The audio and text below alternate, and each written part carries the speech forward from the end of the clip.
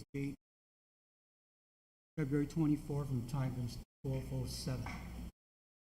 In the Beneventu, we left the discussion on the proposed issue for decision on the payer bill of rights, so we can proceed. Thank you, Mr. Chair. So we have updated the presentation and we'll be at the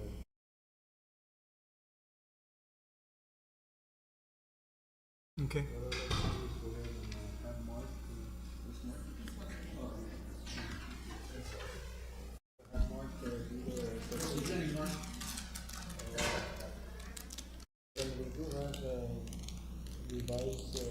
We do have a financial projection also today, up to 2031.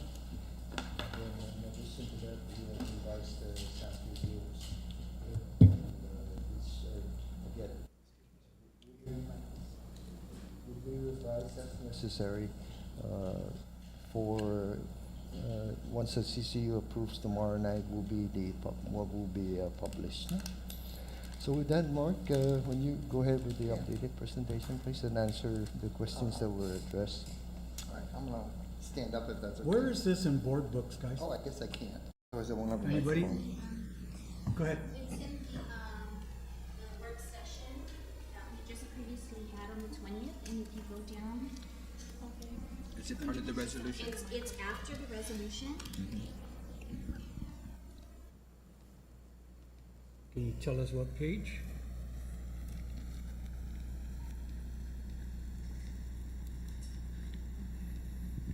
Starting on page 54? But what about his presentation? 82? I have 82 of 276. Try page 82, Mr. Chair. On this particular one? Yeah, it was updated 276 pages. Yeah, I have that. So page 82 is where I found His presentation. Oh, great, thank you. Maybe I'll be up and down, thank you. Okay. All right. Everybody there? Peter Roy? Not yet? I'm getting there. Yes, Okay. Proceed. Mike, you good? Mr. Duenas, we didn't hear you. Are you okay? Okay, we're on page 82, sir, of board books.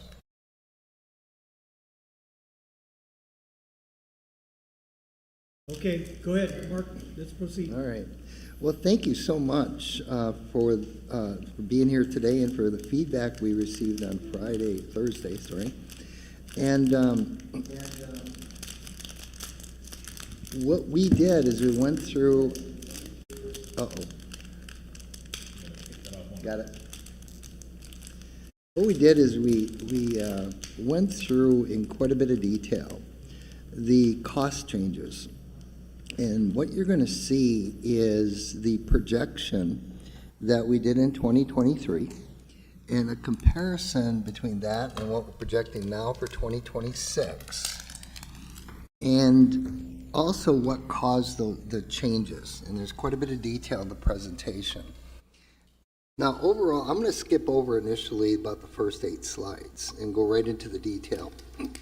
But just to summarize the first 8 slides, what we're looking at is we're requesting a 31% base rate adjustment overall, okay? And you're going to see revisions in the cash reserve model, the cash modeling of it, what the projected cash balances are, and also what the assumptions we use to build a 5-year forecast. And I'll go through that more toward the end.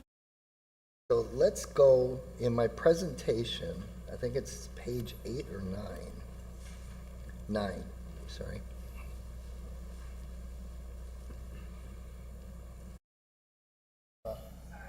That's okay.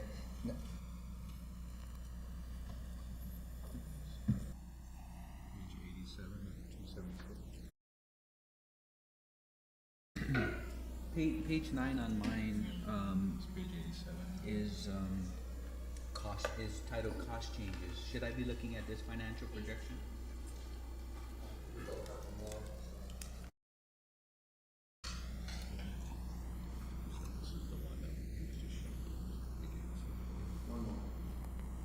Yeah, cost changes. What page is that? Page 81, I'm sorry,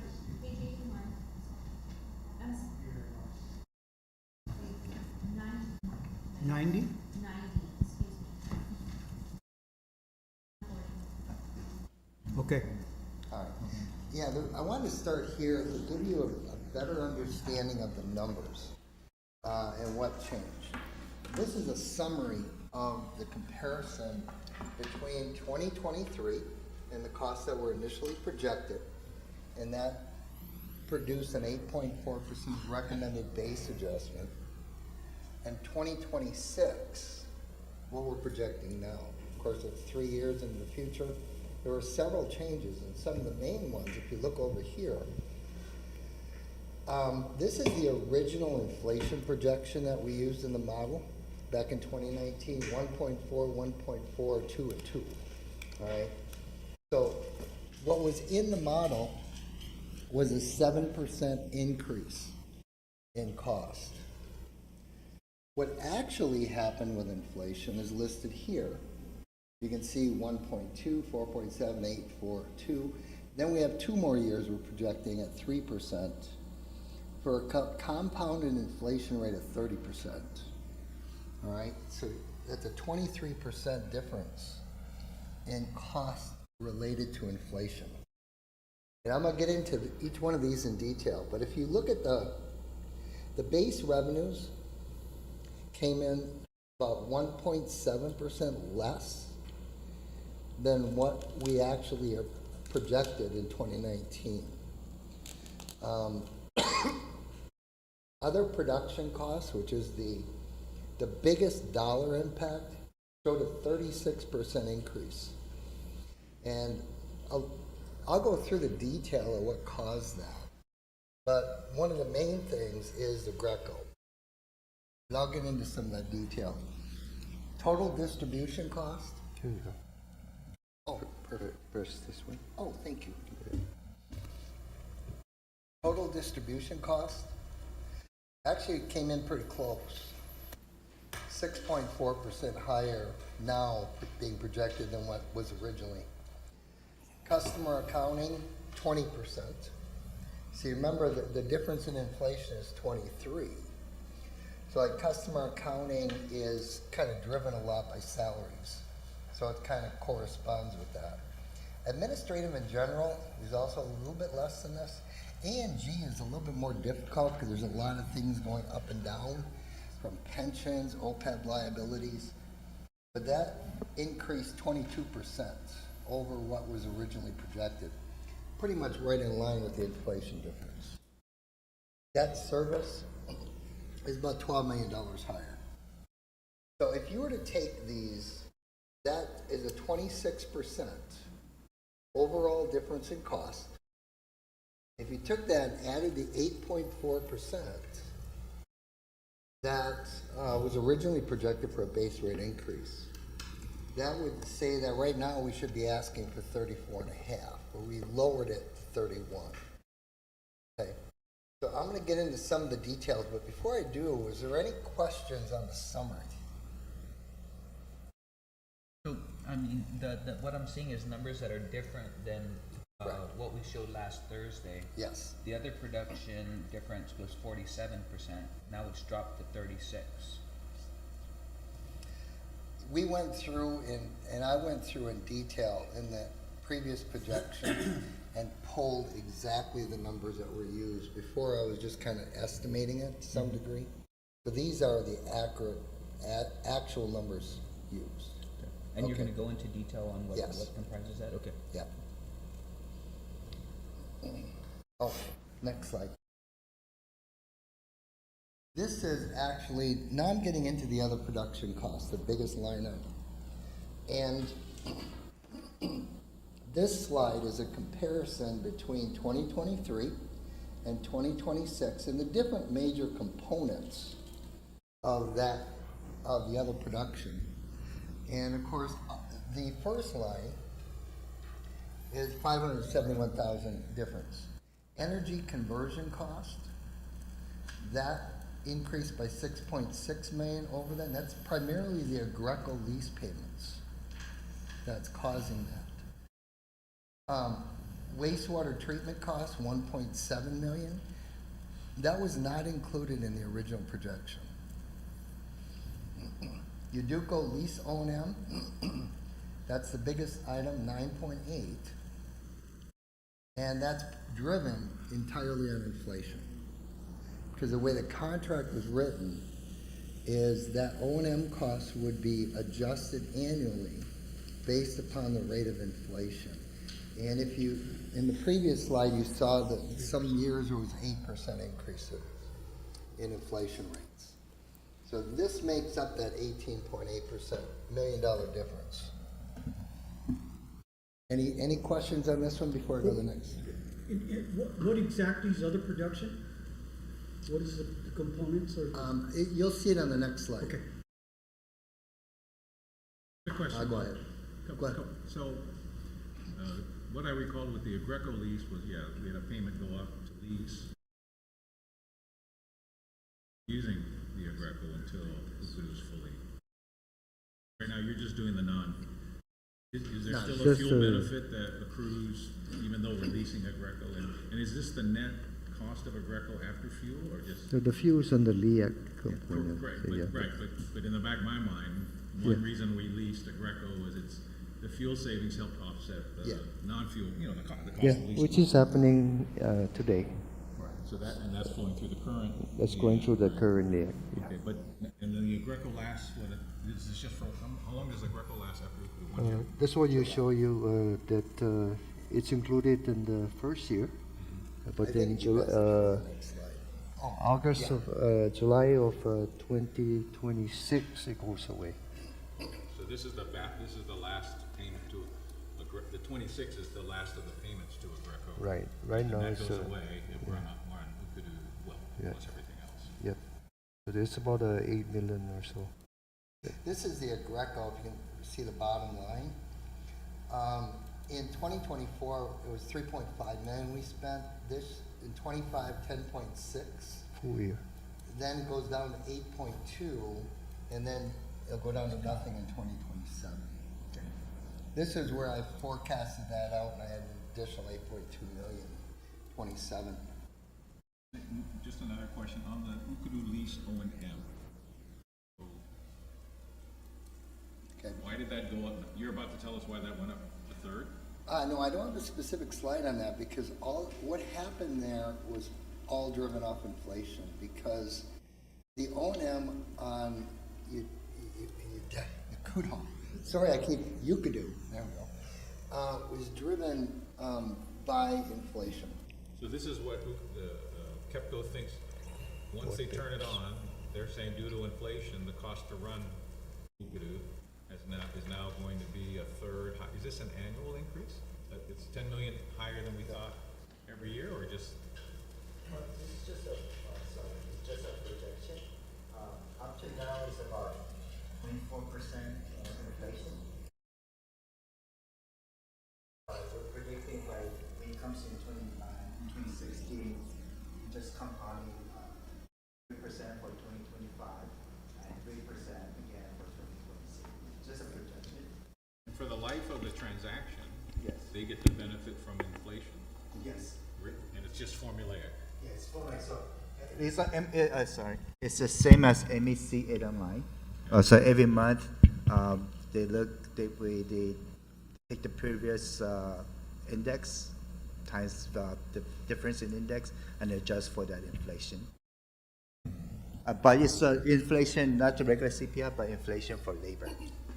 If inflation goes down, Yes, does the rate go down? the rate goes down, yes. Is this annual or fiscal year that we look at this? The contract is per month. No, but These numbers are annualized, or? We just took we assume 3% per annum. And Is the 9 million annualized, monthly? yeah. Oh, no, But no. it's fiscal year according to this. Okay, it's annual. Yeah, Okay. yeah. But the 9 mil is not it is a difference. A million more It than we went thought. up, 9% based on the compounding interest from the prior forecast. Based on the forecast at 2026, we assume it's going to be $9 million. Yeah. As of right now, it should be close to a little over six So, something. and this forces us to raise the original base base rate projection in '23.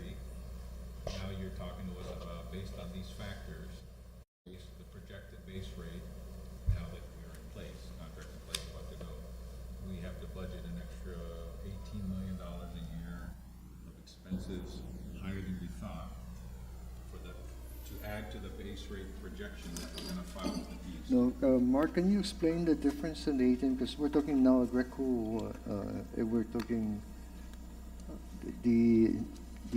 explain the 70 million versus the 50 million, which is I Could think you what go back Commissioner one slide? Lentialco's question was. What is in that? And you have the actuals, right? No, Well, I think I'm that's sorry, what I'm he's sorry. showing us. Yeah, no, I think,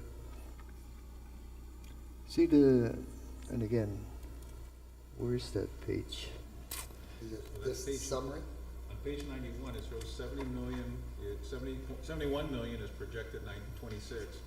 In '23, we thought it was 52 million. That's the $19 million difference, of which half of it is the Yeah. increase in O&M related to Bukadu that is formulaic, a function of inflation. Am I misunderstanding? No, you're absolutely right, Yeah. but there is one thing that I think I need to clarify.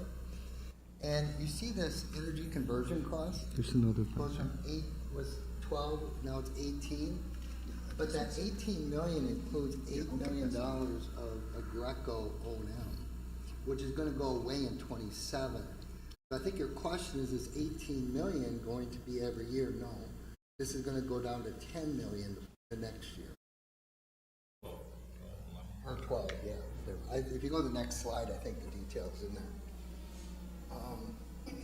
Yeah, one more forward. There we go.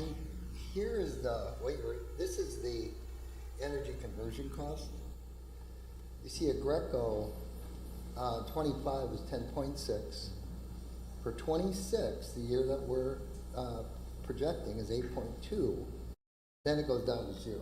So when we apply so the base rate adjustment we're asking for, is that gonna go down in '26 and '27 when Agreco goes away? No, the reason is we're looking at a 5-year projection, and we're trying to keep cash at a certain level. So we're projecting it out. We don't necessarily want the base rates to be doing this. So we're trying to levelize it. Otherwise, That makes sense to me. I'm yeah. just saying. No, I get it. A big chunk of change, a big expense, cash flow wise, Yeah. disappears in '26. Correct. Right? So, but we're proposing a base rate adjustment, right? So when we think about it, one way you think about it is you raise it up and then in '26 you drop it down because you're dropping 6 million. I guess you're gonna get to how are you designing this base rate? Yeah, increase we're proposal? designing it for a one-time scenario, not a step. So scenario. in 2 years later, when you save 6 million a year, what happens to the base? It offsets other costs? It offsets other Like costs, yeah. inflation? The part of it, I know where you're getting at. Right now, we're not asking for what it should be, because next year, the financial model picked up this $8.2 million savings. So that's what I mean by levelizing it. Otherwise, we'd be asking for 33, 34%, then dropping it the next year. So we're kind of just levelizing. Right, but, which I appreciate, right? But I'm just saying, we're having to deal with an extra $6-8 million because of Agreco, right? Correct. Then it goes away. So over the next 30 years, there's a little bump in the first 3 years of the base rate to deal with Agreco for a couple of years. Then it goes away. Is there an opportunity for us to, I guess theoretically, there'd be an opportunity to drop a base rate then. What I'm hearing, the worry is, well, there's no guarantee costs are not gonna change over the next few years. So it's gonna create kind of a cushion on the base rate. Let's say for whatever reason our inflation projections don't prove out, maybe they're lower. Yeah. Then we'll know in a few years kind of where we're at, and then decide then whether any adjustment needs to be done to the base rate. But keep in the back of our mind that other costs that are covered by the base rate also are kicking in over the next few years, right? Yeah, And that's going to be part of our challenge. You hit it in the nail because right now we're supposedly in a load growth period, right? But we haven't yet seen the load growth. Case in point, Marine Base, no, supposed to bring in 5,000 we only seen 100 or so, and then there's talk now maybe not bringing all the Marines here. There's again, there's the other component of back then in 2023, we were talking about retiring some units, but when we look at it today, and this impending growth, and so of course, if it did happen, we'll bring in some additional revenues. We can retire any unit, and I have a page that will show what I mean by that. No? But if all of this come together over the next 3 years here, including the fact that we're looking at energy storage batteries, which provide additional capacity, which would allow us to potentially retire other generating units and provide that, then that will be the case that we look at how do we reduce that all. But right now it's like we do have our needs to continue our capital investment program in the system, and so there's these uncertainties that are there. So what we're really trying to do is just try it and pay the power plan here, make sure that we continue our work as we move along, and then we will readjust as necessary within the next 3 years or so. Another provision that the chair brought up about the acuteness of the thing. We have the answer today with that question. That may be a time. I won't recommend adjustment to that now, but maybe in the next set, which is hopefully a base rate decrease, those can be adjusted as deemed by policy to make that happen. So yeah, we're trying to explain the 70 versus the 50-43. We can see here in this page, the page before that other production, cameras and all that was about 20 million for FY 2025, and then that would drop to 11 million. So there's where the savings from the cameras scenario would be. And that 11 million or 12 million savings now kind of pays for the inflationary part of it. So that's why the 70 versus the 43. The Agrico goes away 8 million, and the 10 million or so goes away from the cameras to catch the 10 million of the. Go back to that other production page. Yeah. So is the assumption here, John B., is that we're actually other production? No, the detail. The assumption here is that these machines are actually going to be running? No, They're they'll on be standby, right? they'll be available to No, no. me. Yeah. But so why are we projecting, for example, Dedido CT running 1.2 million? No, that's with personnel running it and doing regular maintenance and getting the machines always ready to serve. Because a part of it is being ready to serve is having the capacity to meet the growth. demand, no? right. So I do have this page, and maybe we can answer that. But again, I go back to MEC, John. At what point do we not need MEC? And this is where this is going.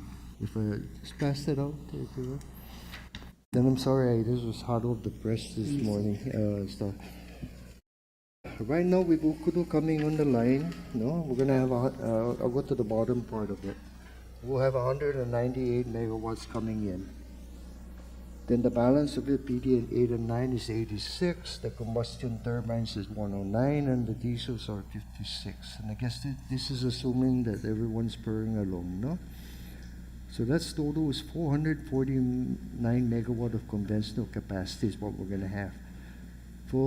We usually do a 1 day in 4.5 years as required by PUC. It requires a lot of intricate modeling and all of that. But the conventional rule of thumb, no, if you take out the two largest unit are two CTs at Okudu plus 1/2 of the CT, which is the steam turbine component, no? So that's 126. The other one, third one is again 1/2 of the largest, third largest, no? Which is still 63, so that's 31. So our reserve capacity required to maintain the 1 day and 4.5 is about 157. So if you take that 157 out of the 449, that means we have 291 megawatts of capacity for growth. We're already at 260 last year, no? So therefore, we only have 31 megawatts available for growth at this time. So as we move forward, part of it is also phase 4 has batteries, no? 70 megawatts.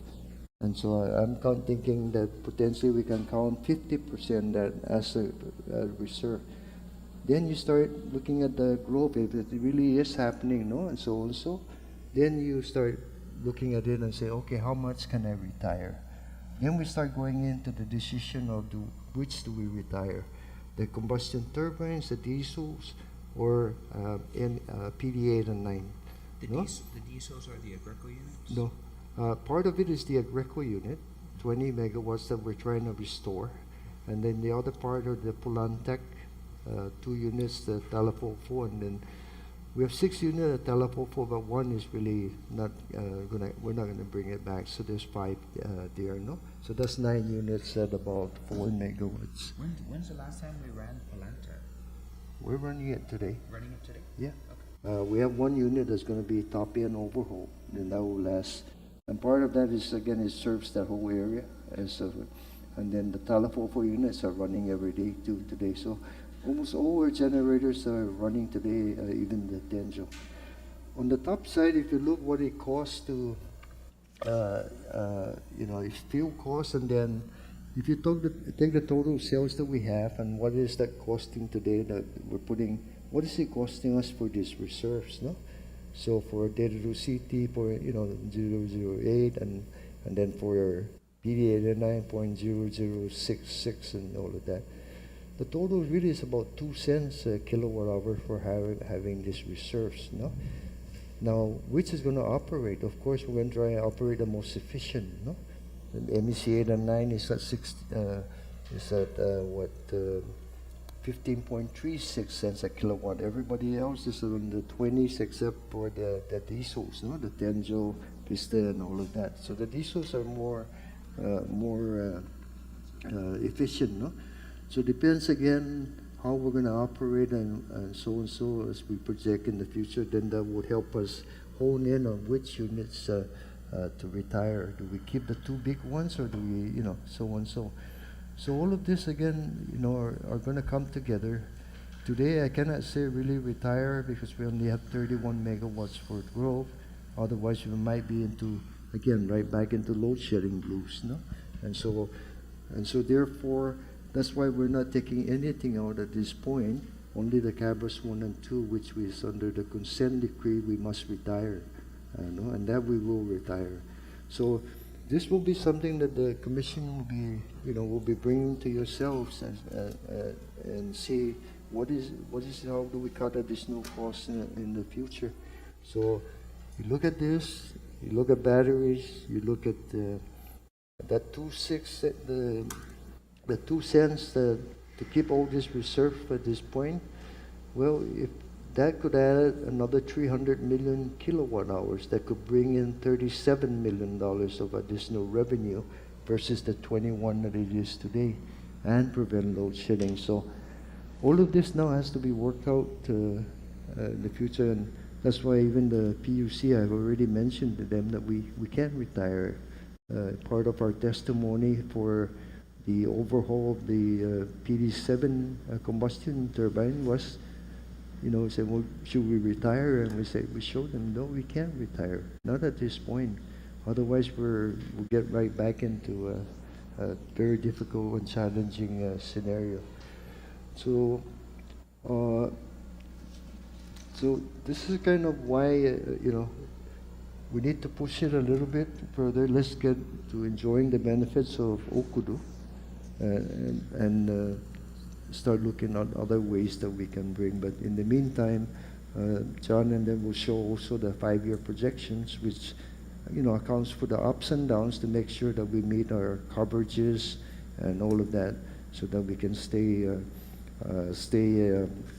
again with our ratings, with the rating agencies and everybody, because if we don't generate enough cash, then we have to look at ways to maybe go out for bonds. If we don't get the FEMA grants or anything for undergrounds or other scenarios, we may have to go out and get bonds. And hopefully we have to get bonds, hopefully the base rate or the new sales provides us enough so that we don't have to go out for a rate impact again, or if necessary. And if not, then we reverse this thing, because that's always been our intention as we go down the road here. As we get more sales, we're not going to need more base rate revenues, except again to cover the inflation or the other things that we're talking about. The whole goal is to reverse this trend, but for now, we do need to pay for Okudu. And Okudu, yes, increased the base rate about one-third. But the fuel savings is substantial to overcome it. And one more last thing, if I may say, Mr. Chair, is that the other difference that we're paying for, and I know we're trying to reduce it as much as possible to the customer today, is that we analyzed when we were at the highest point with LIAC of 31.5 cents, 31.8 cents a kilowatt hour. We asked ourselves the question, what would it be if Okudu was on the line then? And the answer is about 20 cents. That's a huge 11 cents that we will not go through anymore, and all of that. But again, Is that net of the base rate? that's 11 cents on the LIAC, because if the base rate is continued the way it is today with the 2.5 cents, no, you're looking at a total of 26 cents, no. So if it did go up again, you're looking around the 30 cents maximum. Where were we before? 41 or 42. So we won't get up again to that 42 cents. So, my simple math Yes. is, I've always expected the 3% Yeah. on the 10, right? The base rate is 10, right? Debt service alone is 50 million, right? So that's 1/3 of 150. I always expected the 10 to go to 13.3, 13, 14, right? And it sounds like it's going up maybe to 14 because of inflation, plus or minus, right? No, it's about 13. 13. It's gonna go up 3 cents. Yes, Okay. Most of which is the debt service, right? Because that's 50, 60 million a year. But in paying them, now we're learning there is an O&M component that is driven by inflation, which we just sort of have to watch and see what happens, right? But we're gonna do the plant. We're gonna start paying for the new plant, right? And that 10 goes up to 13. That's the 3 cents. And then I'm knocking off, in my mind, 900,000 barrels out of a million. So 2/3 of our bill is the LIAC, so that's gonna go down by 1/3. So 1/3 is 2/3 is 2/9, that's 22%. Base rate's going up 3%, so I get to about 18, 19 cents a kilowatt hour gross savings to the ratepayer. But inflation is eroding some of that savings, is the concern I'm hearing and learning. It wasn't here Thursday. It has, and it will continue. Yeah, and But then the other thing is when the solar arrays that you're awarding and about to award kick on, there's another, hopefully 900,000 barrels. That's gonna further reduce the LIAC. You're adding some capacity because it's all with batteries, even though it's not 24/7 capacity, but batteries is worth some capacity for sure, right? But ultimately, the fuel savings is supposed to pay for any increase in base rates, and that that there will be gross savings to the ratepayer. And I think that's the challenge of you folks bringing it to us, and depending on our final decision, us folks having to tell the people that elected us what they can expect. yes, and then again, the next phase is really between now and 2028. 2028 is when phase 4 will start coming in. We're almost ready to sign the contract for KEPCO. CPUC has approved as 132 megawatt with a 70 megawatt battery to come on the line in early 2028. In addition to that, we're coming before you later this year, so soon, for centralized energy battery that would now allow us to catch all this energy in the daytime, no, and spread it out. And by having the centralized energy battery controlled by GPA, not the ones by in each of the phases, that allows us to again be a swing spinning reserve and save additional money. And then furthermore, down the road in the next phase of renewables, just come in with very little batteries in the renewables, because it's the batteries that's making them cost higher. But if GPA became the centralized battery and getting old, and it's economies of scale, because you can use in the whole system versus all these individual, there's an opportunity there. So this whole combination now, you will get us to the point where we will not only alleviate but will mitigate the consequence of oil being our problem. And again, just to sum it all up, where we were heading a few years ago and where we're ending by 2028. If you do before 2022, we were consuming 3 million barrels a day. Today we're about 2.7 because of Okudu coming on the line, taking 240,000 barrels off the table. No, right now. When Okudu comes on the line in September, you drop another 900,000 barrels. So now we'll be down to about 1.9. And then when you start going in with phase 4, so each 60 is about 250 barrels. So now you're 132, right? So now you're about 600,000 barrels less again with just the phase 4 for KEPCO, which will bring us now to about 1.5 billion barrels. Yeah, I mean, to me, the only concern is that it looks like inflation is eroding some of the savings. Yep. Because it's creating pressure on the base rate side. It's a little relief when a Greco drops off in a couple of years, but hearing the collective thinking is, we've been in this game a long time, and when you project rate adjustments, it's an educated guess, but we always know that, I would say in my 40 years experience on the rate setting side, rates generally just do this, right? They don't do that. So part of your thinking appears to at a Greco savings, maybe it may look like a savings on paper, but by the time you get to turning it off, inflation may erode costs that are tied to the Ukudu plant running, and that $6 million a year we're paying Greco. The base rate might say, hey, I need that because I got to pay a little more to Ukudu because the mortgage plus O&M due to inflation is rising, like everybody's inflation is rising, and that's the scenario I'm seeing that is different than, for reasons I understand. That the thinking was always saves us fuel. We have a new mortgage, the net difference will be a savings. So I think the bottom line, I'm sure you're going to get to, is what do we tilt on Maria is projected cost of power. When next September 1, September 26, 27.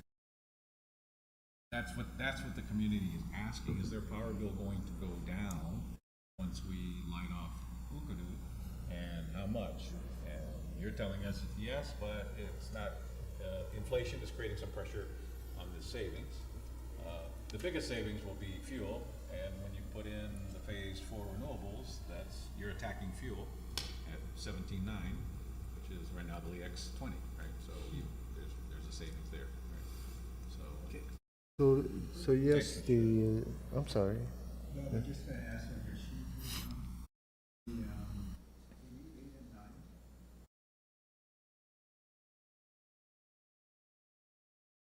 Presentation up here where it says,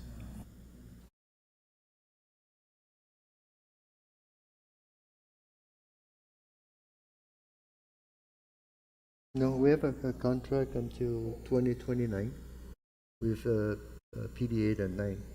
So the earliest you can retire is 2029 unless so-and-so, right? But again, this gives us time to decide which ones are we gonna keep, no?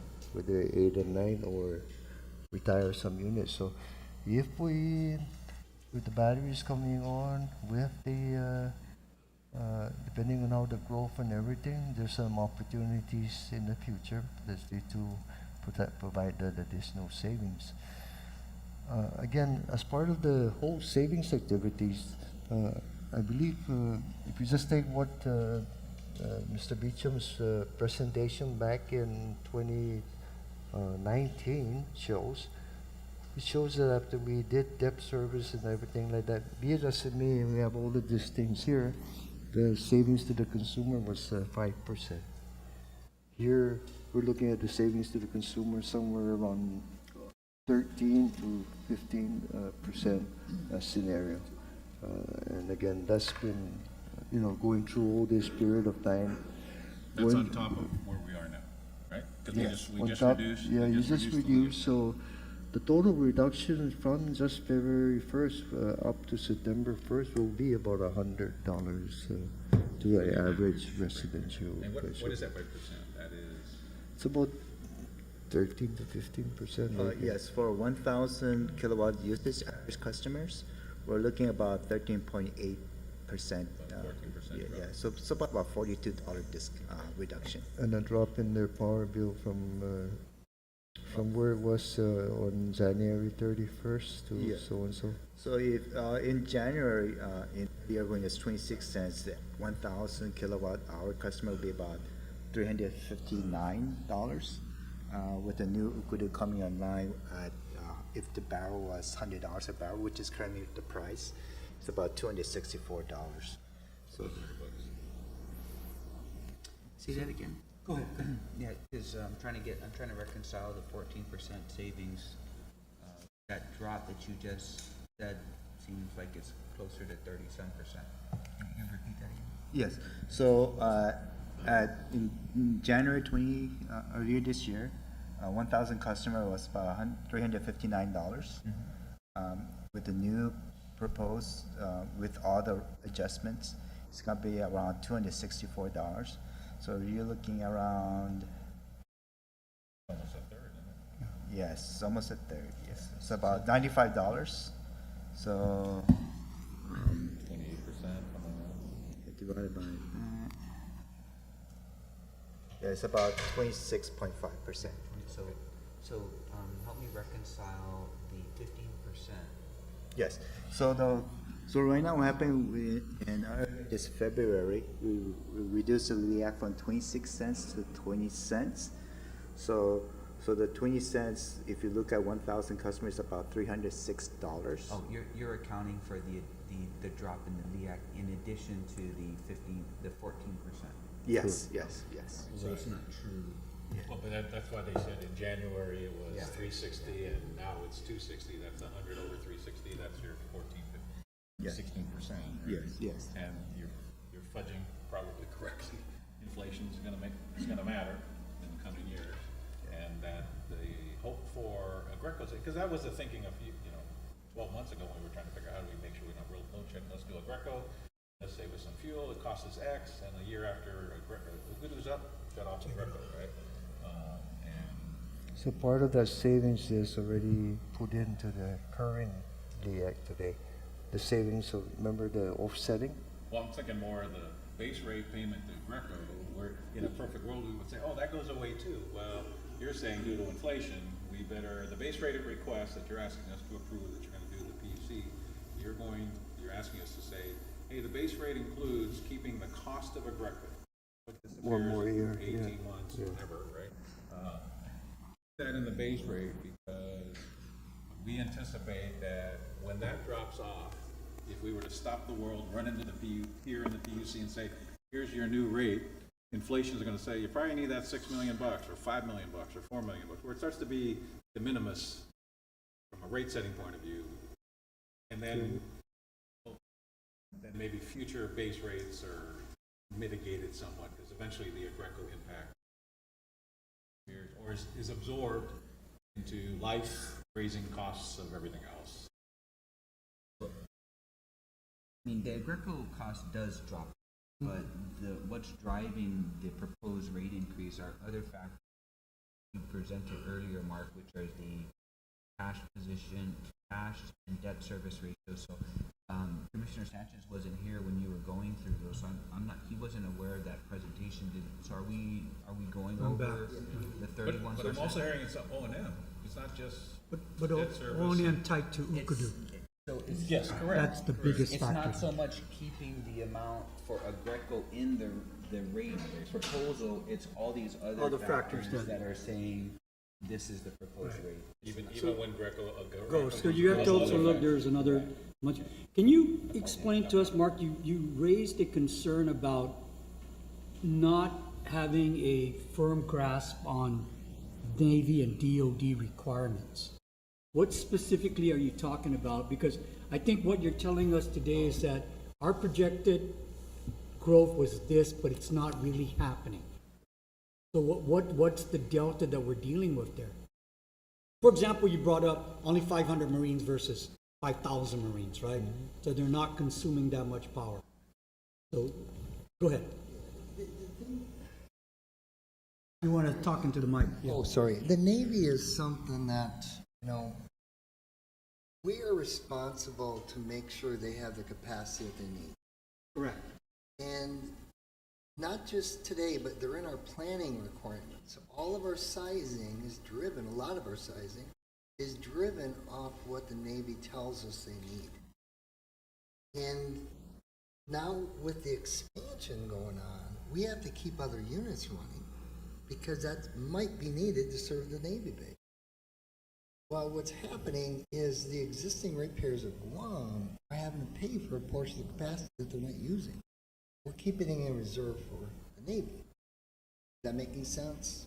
Mm-hmm. So when historically the Navy contract was based upon what's called an embedded cost of service study, which is the same thing that I did here, which is good to do, but it doesn't take into account all the factors.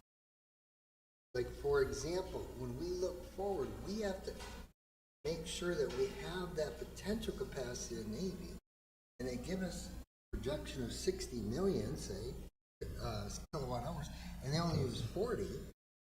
We're not getting the revenue to pay for those standby units. So I want to modify the Navy contract, or not the contract. It's still a cost-based rate, but if they tell us they're going to need X amount of capacity, we're going to pay for it. We're going to pay for that capacity. So And so basically, that's what I was referring to. if you see here in what I've given you today, it gives you the cents per kilowatt hour of what For each holding in generator that reserve. we have out So there. right now we hold everybody in reserve. We're holding 0.02 cents. No? I'm not saying that all of that 0.02, but for example, if we did gain 300 million kilowatt hours over the next 5 years, we really would now have paid for this 2 cents to the ratepayers and all of that. But again, it costs money to keep the reserve. So again, the contract originally, that rate was set many years ago for DOD, and they didn't have the rate growth that is now envisioned or now that they are clearly on the record asking for. So in this case, that we wanted to Mark recommended that we provide to the PUC and see whether they are allowed to to be a part of the intervene, The military, the military. So then this will also allow for, if we're holding machines to For take you. care of their growth, this is what it costs. So therefore we should find a ratchet, because it's really about the ratchet that is there when there was no growth for them versus there's a growth now, but the ratchet is not relevant anymore. It's not accounting for the cost.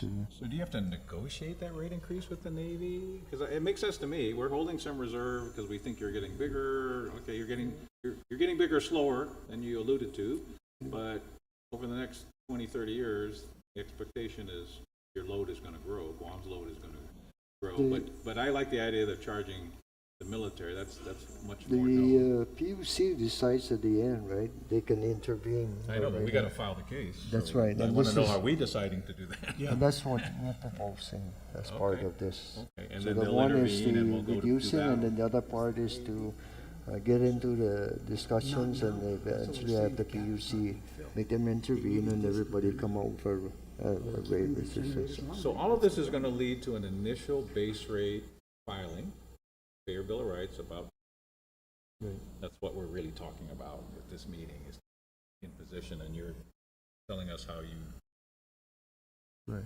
getting our okay to proceed. When we get to the rate, we're hearing why costs are costs. Oh, I'm sorry. Well, when you're ready. No, I'm ready to go to the rate. We, part. we We're did, just we going- did part, we got. Got into it, partway right, there but then we on ra- Thursday, we and ratchet we back asked and it's for all almost those like- questions. because Now we weren't that, ready. now that these are answered, Yeah. we can. We Okay, could go great. into the, Well, there's a lot of questions about what was in, how the numbers changed and modeling. why. And so we wanted to dig into more details so the board could understand the changes. Are you comfortable with those now? We understand I the can bad go news. into a lot more detail if you want. I think this at least gives me and Commissioner Chaco some comfort about the other production costs were, but if you go into the one, I also had a question on the monthly charge. So, are we okay, colleagues? We can now move on? Yes, Because I think we want to see every Go all schedule, the way right? to the I'm with front. you, Mr. Chair. Go, Yes. yes. Have the schedules been Second one, revised from the 34 to the 31%? Yes. Okay, good.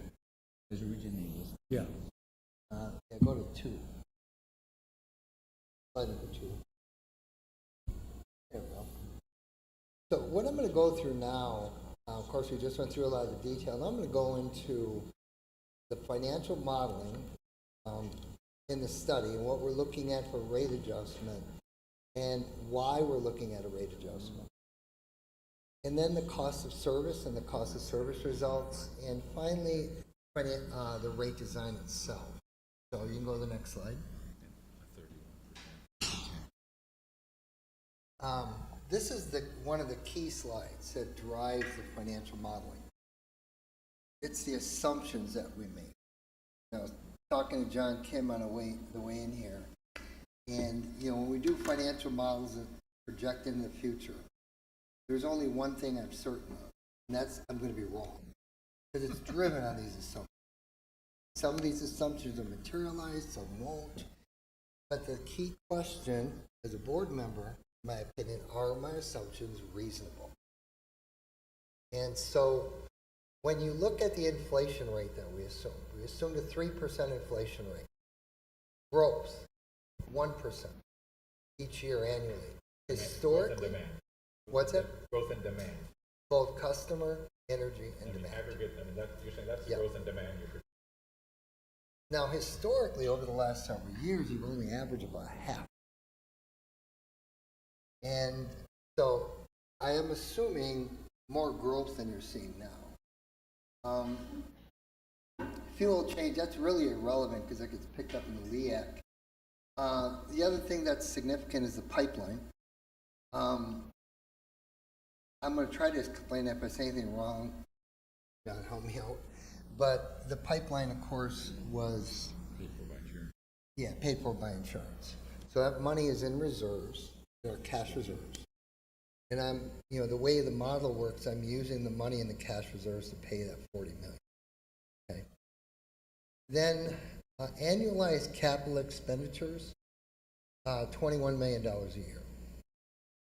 Of course, then you got the generating plant, $628 million. That's covered under the debt service payment from KEPCO. Now, down below, this is the debt issuance for the Uduco plant. I originally had $40 million in the following year to replenish cash. But it's not easy for you guys to go out and issue debt because of the way you're structured. So it's the difficulty, we took the debt service payment out, or debt service in bond issuance. So you can go to the next slide. Now, I put this in here just to give you an idea on the efficiency of the new generating units. And we did a dispatch modeling where we, you got your solar arrays and then your different generating units. And in our assumptions that we use to build the models, especially what relates to savings that customers will see, we did an hourly dispatch, or economic dispatch in a sense, assuming a 90% availability on the, why can't I say it? It's like a tongue tie. Ukadu plant. What's that? You could do it. You know, on my drive home, I'm going to be saying it like 100 times. Right now, your most efficient unit is MEC, and you get about 16 kilowatt hours per gallon. The Ukadu plant is projected at about 20 kilowatt hours per gallon. Savings of 22%, and MEC is your most efficient unit. You know, and you got to remember, by this plant coming on, all these less efficient inefficient units, those are the ones that are going to be going and not used. So the savings is far more than the 22%. But right now, with our economic dispatch model, and this is based on 2024 actual costs, all right? John, his modeling is based on a price per gallon projected. This is your actual 2024 numbers. So you would have seen, had this plant been operational in 24, you would have had savings of $114 million. Does that make sense? You go to the next slide. This is the financial model if we did nothing with rates. We kept everything the same. Customers will see a 22% rate reduction, right? Good for them, but we won't be able to pay our bills or stay around for the next few years because we're going to run out of cash in 2027. Cash is going to go negative, 17 million.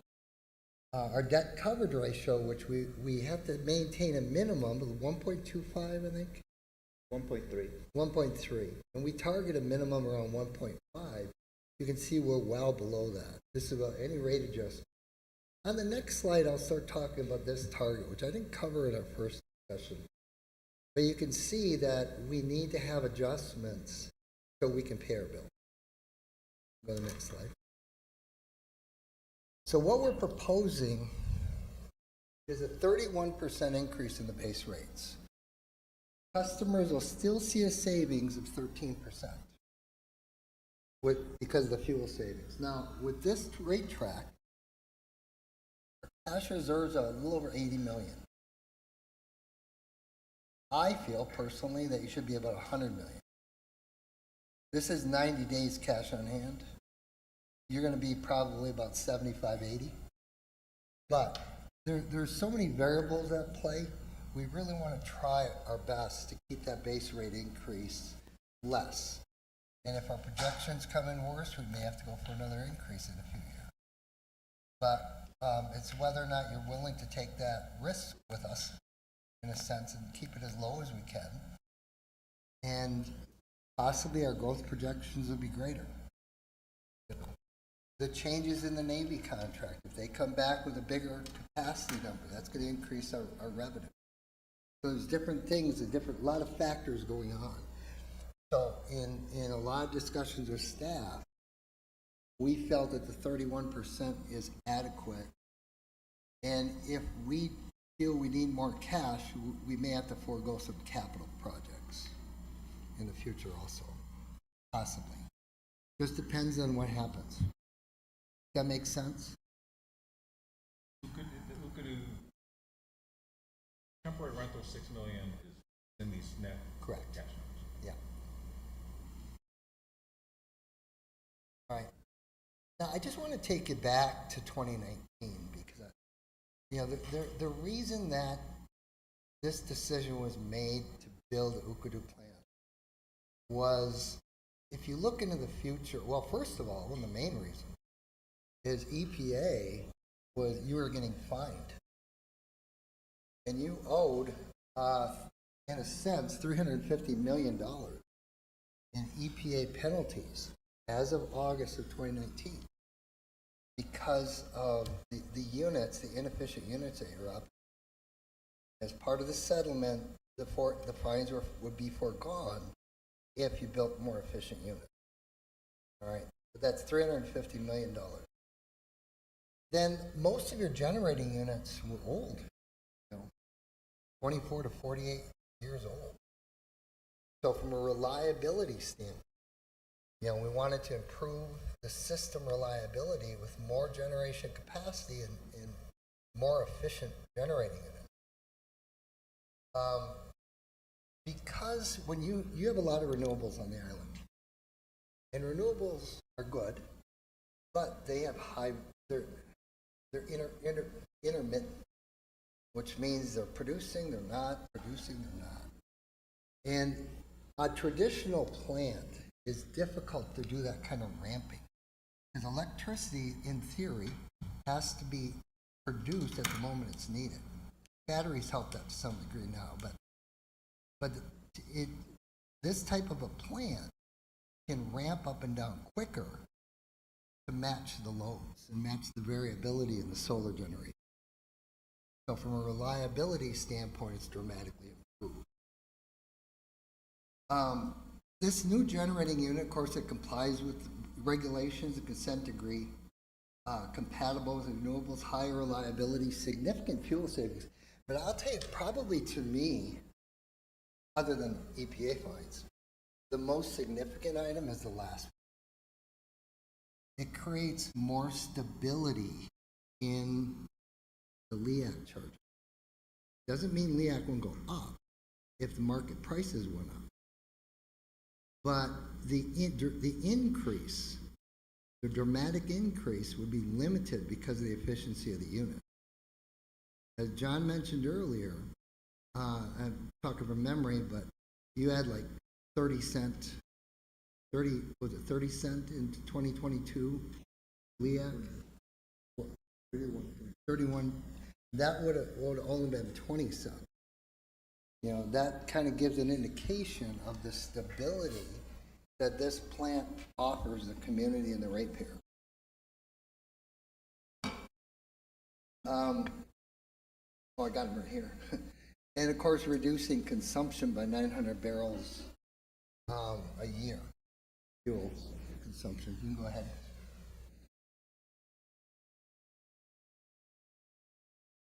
I do want to go through with you that minimum cash reserve calculation. Do you understand? Because that's driving a lot of our recommendations is cash, your need for cash. And the big question is, how much cash do you need? A minimum, not a target, but at a minimum. You need cash in order to pay your bills in a timely fashion. Whenever utility bills monthly, you have a 45-day working capital lag between when you pay a bill and get the money back from customers. I'll give you an example of that. You may go all through the month of January paying for labor, material, supplies. Say at the end of the month, you read all the meters. First week of February, send out the bills. You don't get that money until middle of March. But you've actually paid those bills in January. That's a 45-day working capital lag. This first line represents that. See at 12.3%? All that is 45 divided by 365 days in a year. That's 12.3%. We did that for the fuel expense and O&M. I'm going to skip over the historical rate base. I'll come back to that. Then your debt service payment. Because you put your debt service payment monthly into a trust account, we want to make sure that you have that monthly payment in your cash reserves out. All right? Then your capital improvement program. Remember that $21 million?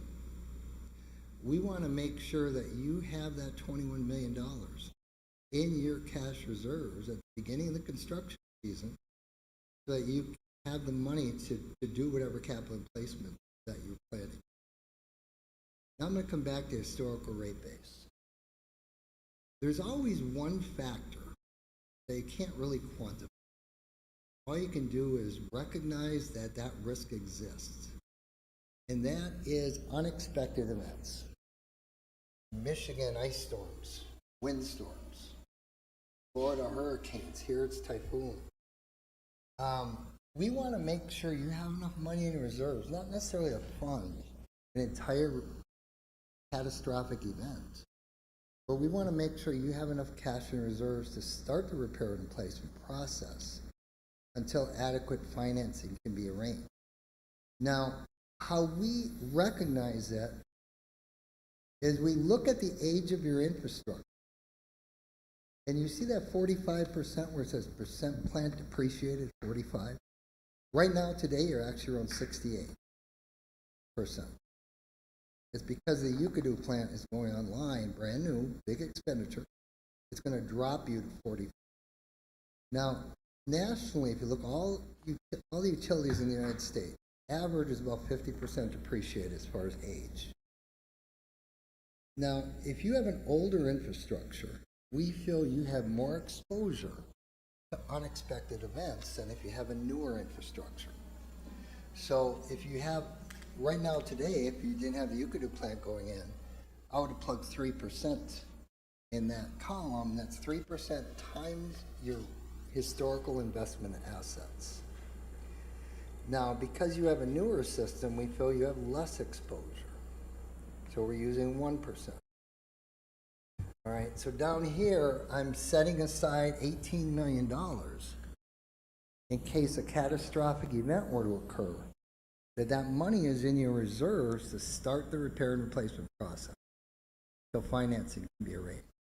When I total it all up, it comes up to a little more than 90 days. Cash on hand, it's about $107 million. Of course, without the rate adjustment, you're going to be out of cash. But even with these rate adjustments, still below these minimum targets.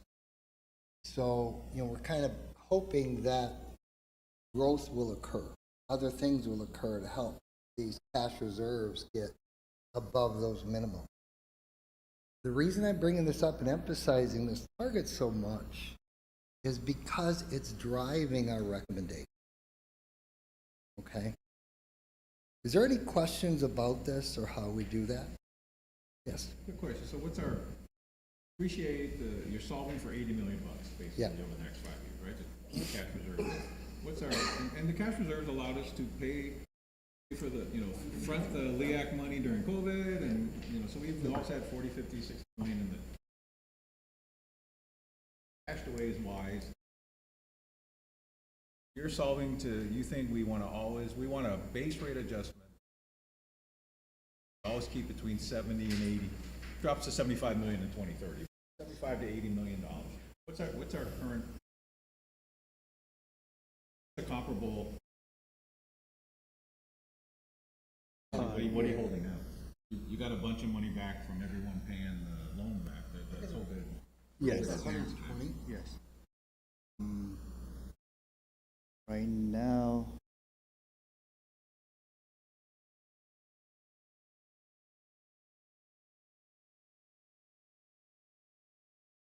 including all the self-insurance funds, so about 70, 78, 80, about $85 million. Keeping us where it's kind of in our comfort zone. We didn't have that kind of cash. We couldn't have done the COVID advance, right? That 58 million, right, is what we advanced.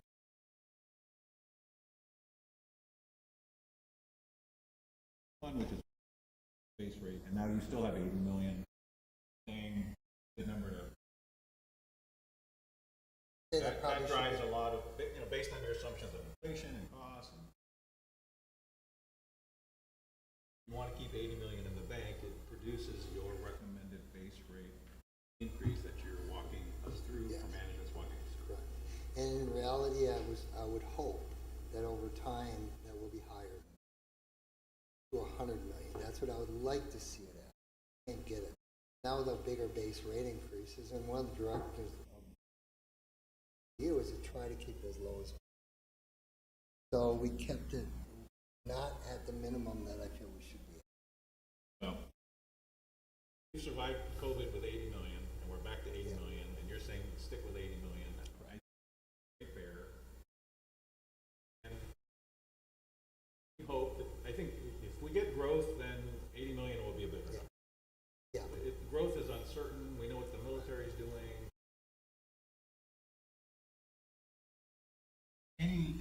recovery in those sectors or increased demand, which then gives us will improve our cash flow. But the basis of your recommendation to John, that John What it presented is, to us, is to keep have a rate increase that keeps 80 million in the checkbook.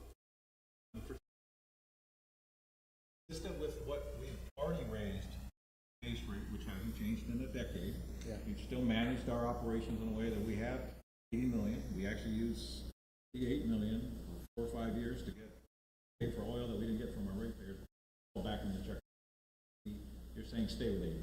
Yes, And if you stay with 80, the base rate increase therefore is 31.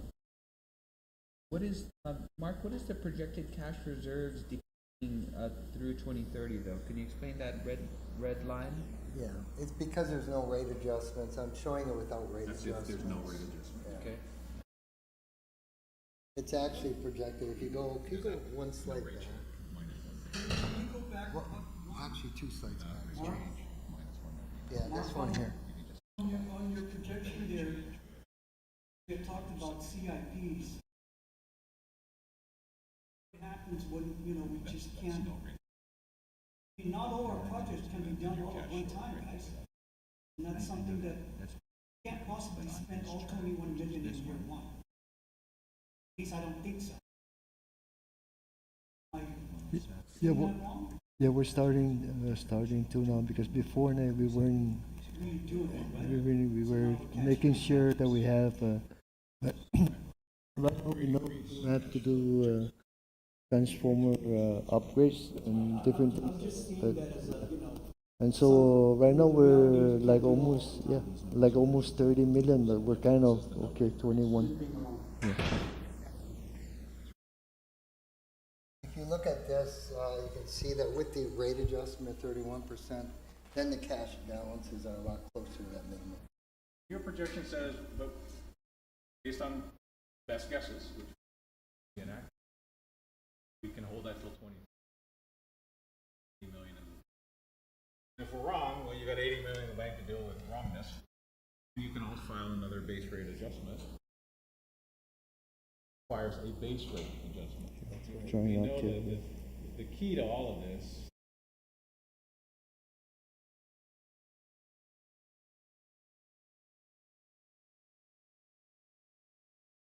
here,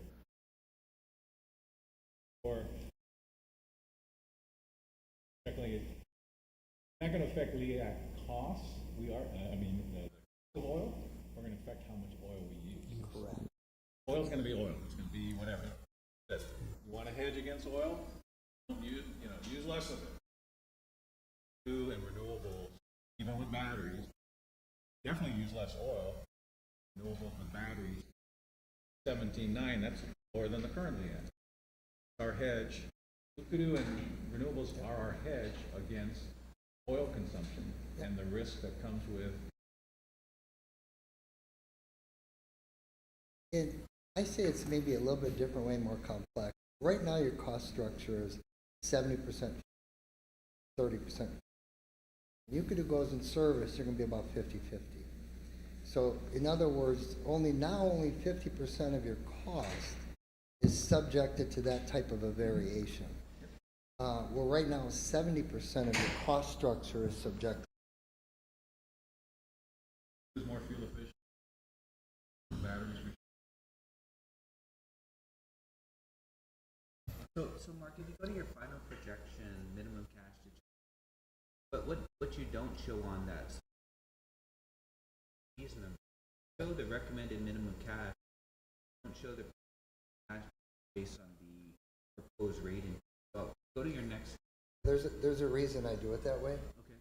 Okay. Maybe not a good one. Is to emphasize when I do these presentations why I do it the comparison that way, so people, the governing body and the public can see the need for cash, what your cash is going to be. So it's purposefully to me to do it that way.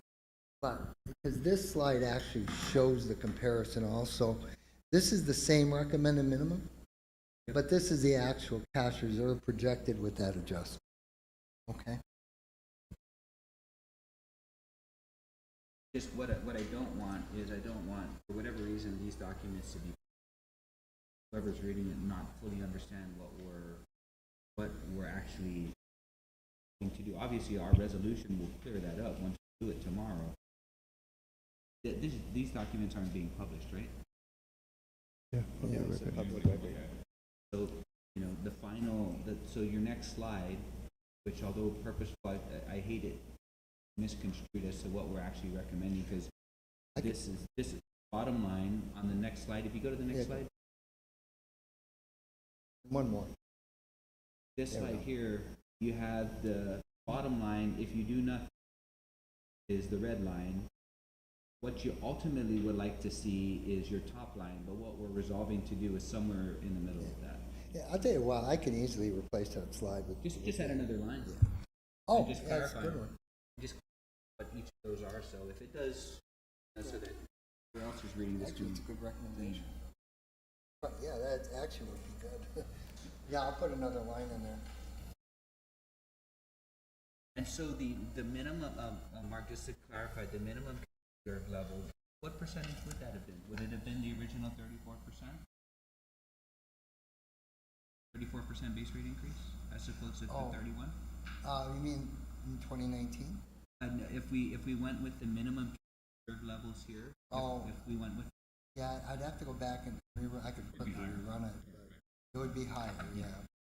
And the issue with it is this, just to be aware of, is it may only push it from 31 to 33. I think it actually would be 33. And you need it in years 2 through 5, but not in year 1. No, because we're trying to, but yeah, the 33% will get you there. and then years 5 through, past 5, that you'll see that debt service ratio and those cash reserves constantly going up, progressively. Projected in 2030, it climbed just like this, right?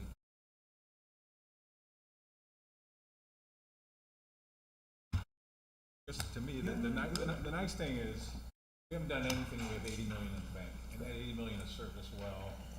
Just used it as a great example of how well it serves us.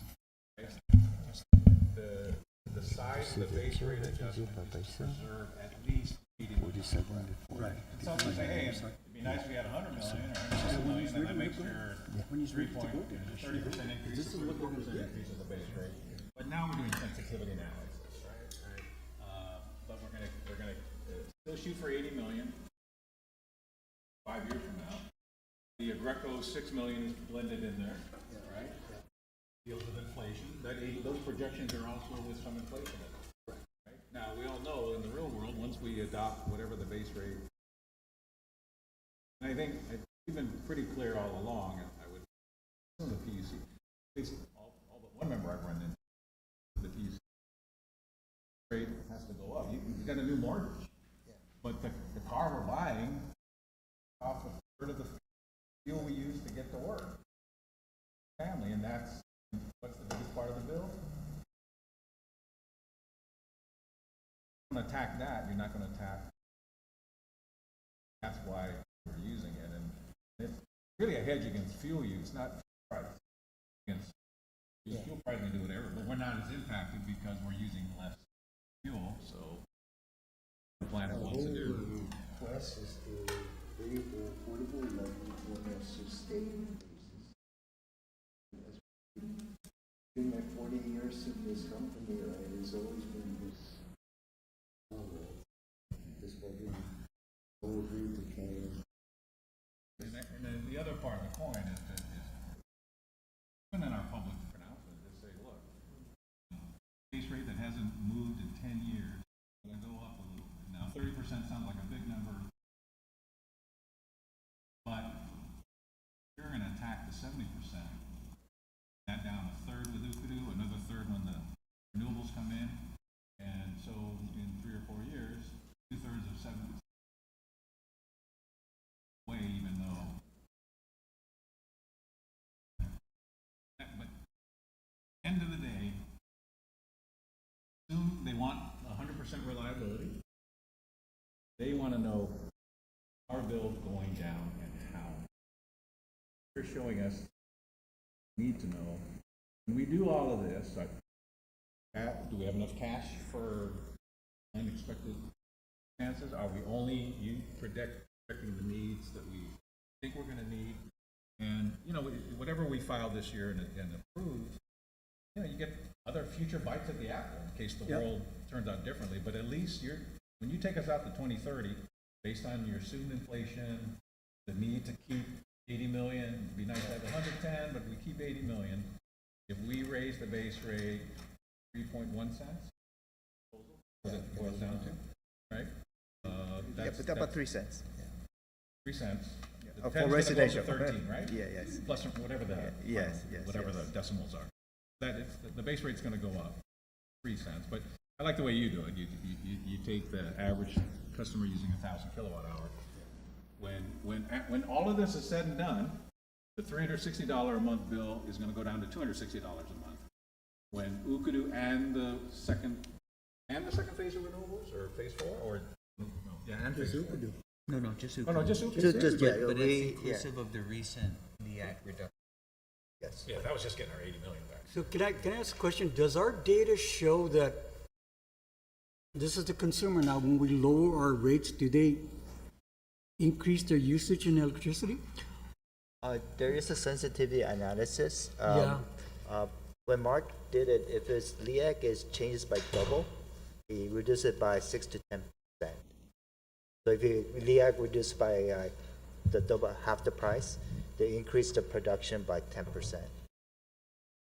Which is good for us, because No, it's I on mean, the you know, base rate we- side. yeah. If there's more demand, we like that, because that helps the base rate. Another thing that here is that the demand side management program has really been working. Yeah. I don't know, so where I think we are, maybe that's one reason why we're not seeing much.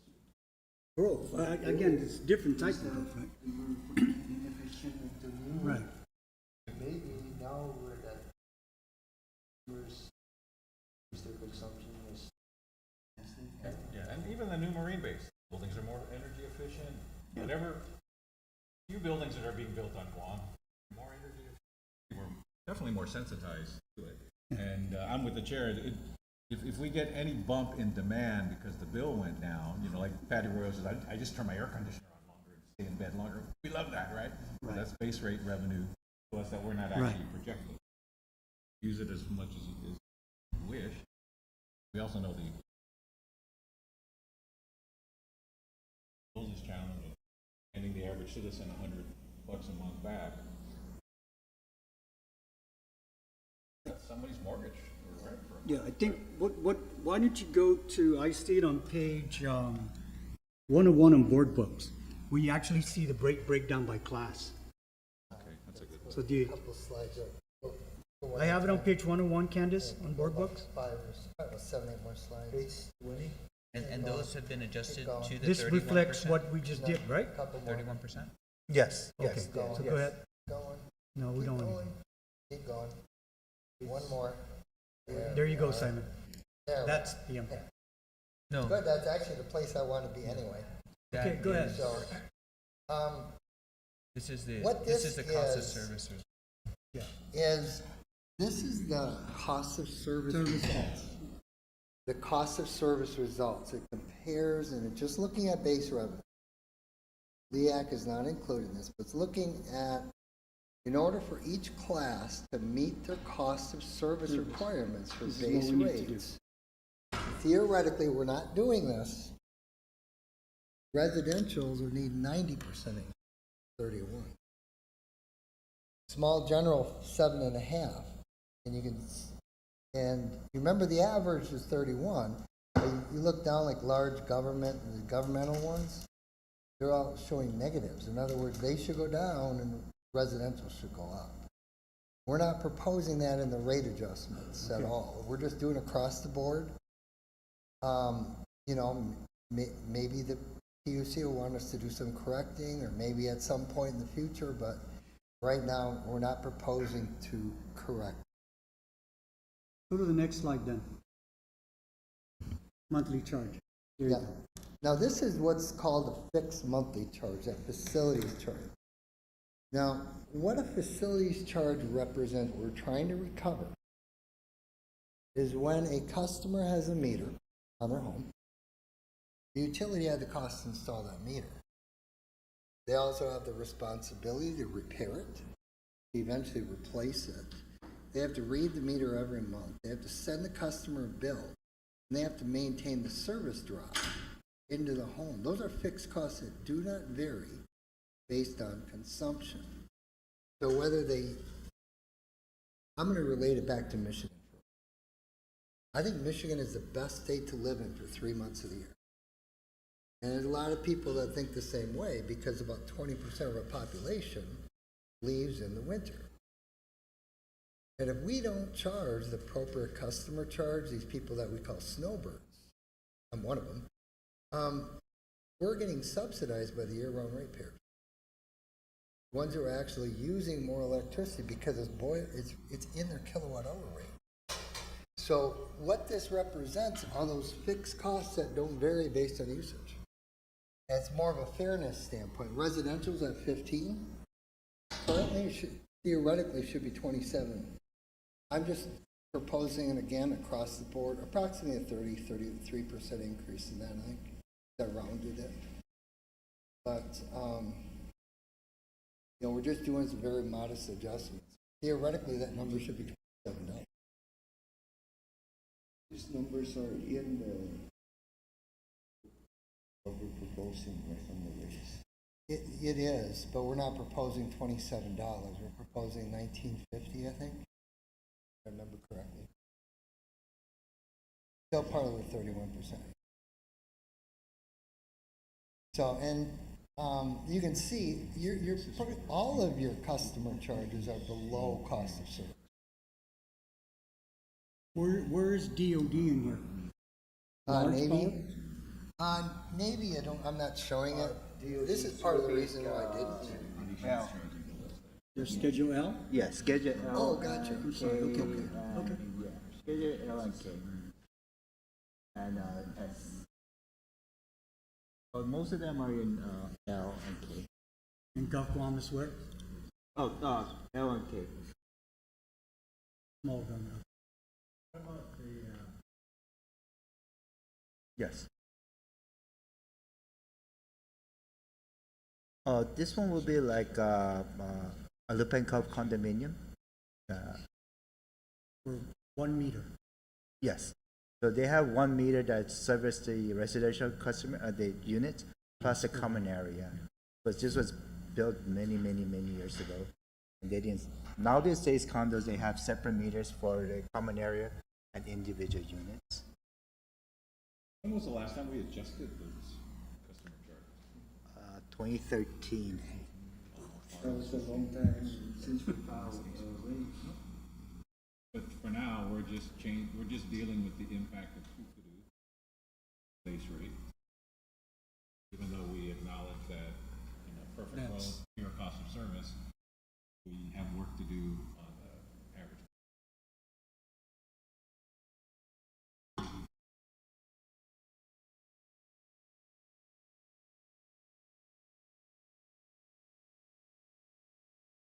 When you're having a real large rate adjustment, it's very difficult to correct.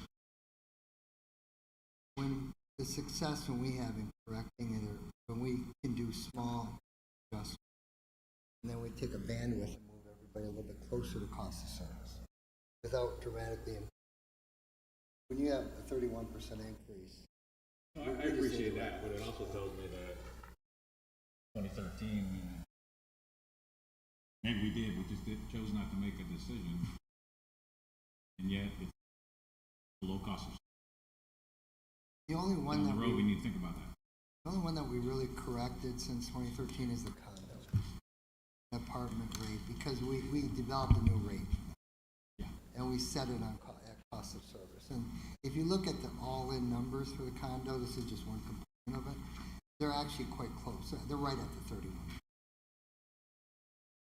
But all the other ones, yeah, you see these increases and decreases. But John, over time, a phase 4, right, is going to actually bring that cost of service down, potentially. Phase 4, I don't know how that, because that one is more impacting LEAC. I don't know if it impacts the base cost of service. But you're going to reduce your peaking, right? Because you have energy shift, you have shifting now, right? Yeah. So that your O&M on your peaking units potentially could go down. Yes, yes. Yes. The way it's all been set up now with the UC protocol, anything that has to do with energy is power purchase agreement. It goes under LEAC, so we do not get 1 cent or cost us one from the base rate. It's all engrossed in the LEAC.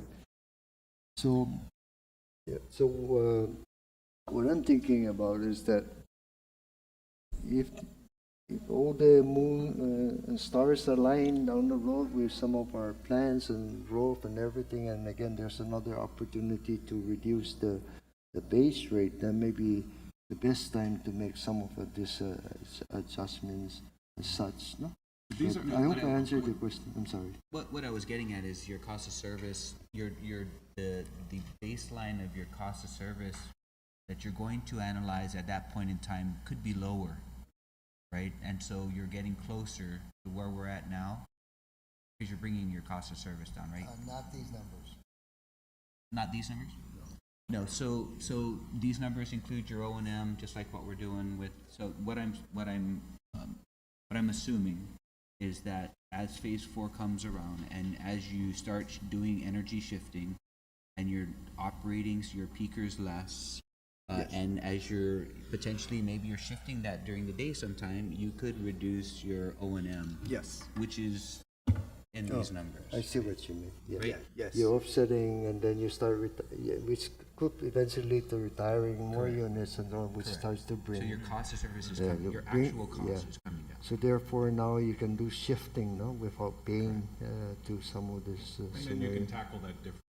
And then, so it's like you're, instead of trying to reconcile it to where it should be, that number might change. Your actual cost might change in the future. It would, you're correct, because as more and more investment is put into the system, that cost differential becomes bigger and bigger, right?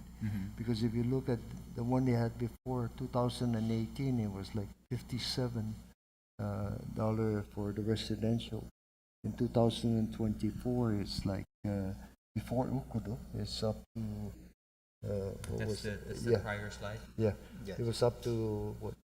How many? But percent? 60 or 70? Who is the prior site there? Yeah. How many percent the residential? 47, then 2024 is 59, but now because Ukudo, it's up to 90, right? So vice versa, if you're reducing your costs,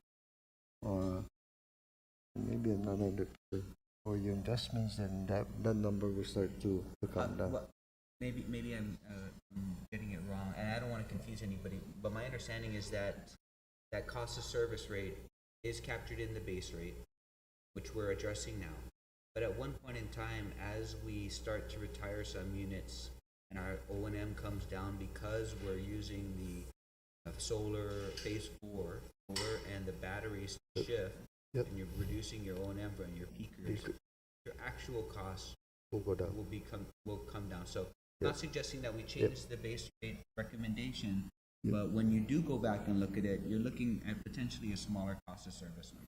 You're correct, because you're starting to take some of this out of the stream. Therefore, that difference, yeah. That And those charges are that's just a flat fee.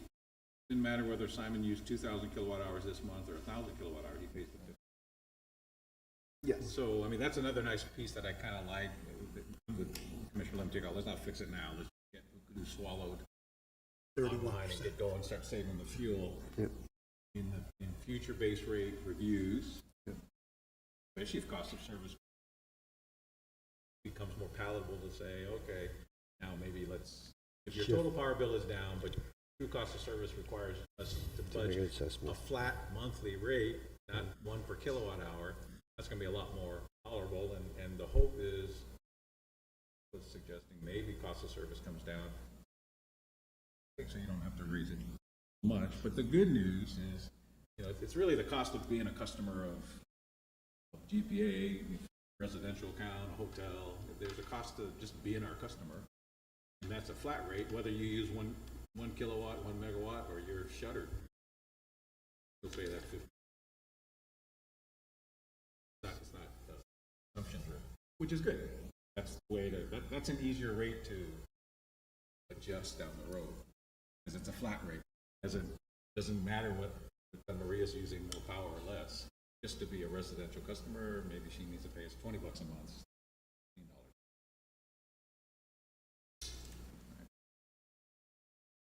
$15. Okay. Yeah, can you just go, I'm looking now at page 105. This is a sample residential rate summary. Just to go through this briefly, Mark. I'll go one more. There you go. Yeah, just, Yeah, what this is, this little part over here is your residential class. Is the overall rate change on an average customer's bill. Okay? The column on the right is the impact from the base rate adjustment. Because we're really adjusting just the base rate, so I need to strip out the LEAC. But for your purposes, trying to make an informed decision, you want to see the overall impact. right, So that's why I have the first two columns. okay. So what I'm showing here is taking the proposed residential rate, taking it from $15 to $20, and then adjusting the energy rates to get at the 31 cents. These are all right around a 32% across the board increase. I do want to explain why it says 31.4 and not 31. The Navy were required by contract to do cost of service base for them, which was about 30%, 28%, I think. And so I have to do that first, then get the rest of it from the other classes. So that calculated to a 31.4. Okay. Go to your next slide. All I right. read your stuff. That explains what you did with the Navy. Yeah. There you go. Here it is, yep. Now, the Navy, this one, you know, we're going to get questioned on it, I will say that, but this is what I'm doing. Is currently, first of all, the Navy, no matter what we do, they're going to see rate reduction, almost a 19%. You know, the other residential was like 30. They're going to see 19%. That's because they use a lot of energy. But from a base rate, this is where I did the changes. They have a fixed charge, which is currently about $11,000. I'm taking that up $1,000. The energy rate, I'm keeping it the same because it really shouldn't be anything in there. It really should be zero. But I didn't want to make that dramatic of a change. Then the demand charge, I brought from 34 to 45.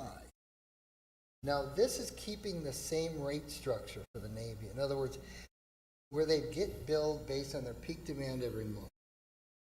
All right. If you go to the next slide, this is what the one that I think would be a better fit is, you can see that these rates are the same, the first two. You see this demand charge? Could you just go back and forth? This is 43.36. Go back to the other one, 45.11. You see, all right, go back. Now you see I dropped it. Let me tell you why I decreased it. Because I'm changing how it's billed. So right now they're billed on a monthly demand basis. So some months are at 44, some months 6. So, and the cost of service study says, okay, the overall distribution recovery costs are X amount of millions of dollars. To develop a rate, you take that cost and divide it by the billing units. Now, what I want to do is say, I want the Navy to specify how much capacity they want 3 years into the future. But instead of billing them on a monthly basis, I'm going to bill them a fixed charge every single month. So if they ask for 50,000 KW a month, 50,000 divided times 12, that's the number I'm putting in a divisor. So the rate goes. Does that make sense? So I've increased my divisor. So this is $43.36. But look at the number below that. What I don't want is I don't want Navy, and I've done this for industries too, where they reserve the capacity. I don't want them to understate it and then exceed it and not be penalized. So what that $520 represents is the $43 times 12.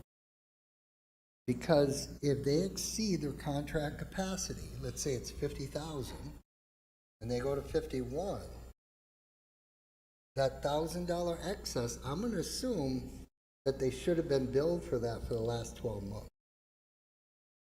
All right, does that make sense? So that's why it's that 1,000 KW times the 536. I put this rate in for the Navy base in Groton, Connecticut, sub-base. So they actually liked it, to be honest. Because from their standpoint, it gave them more stability in it.